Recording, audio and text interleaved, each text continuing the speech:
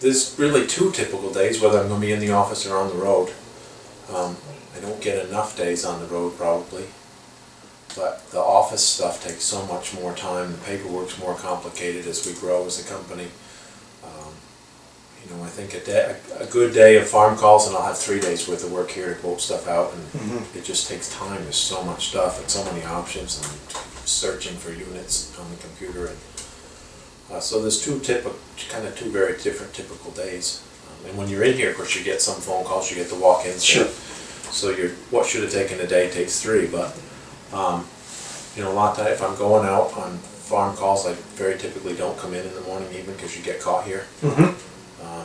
And I'll pick a direction, geographically pretty large area that we cover, and usually have 1 or 2 stops that I know, you know, I'm going to look at a trade or something, and while I'm in the area, I'll conserve gas and do some cold calls and stops. And as the industry changes and you get more and more of these, you know, we've got quite a few 1,000-cow dairies and stuff, which may not sound like a lot for the Midwest, but for New England it's big. But those guys, if you don't have an appointment, you're not going to find them. You know, Sure. You'll find the milkers, or you'll find the guy in the shop working on equipment. But if you don't have an appointment with those guys, you're not going to find them. It's different than the 60-cow dairies where you knew at certain times Bob milks at 6 in the morning and this guy milks late, and you knew you'd find the owner. You know, that changes with these bigger and bigger operations.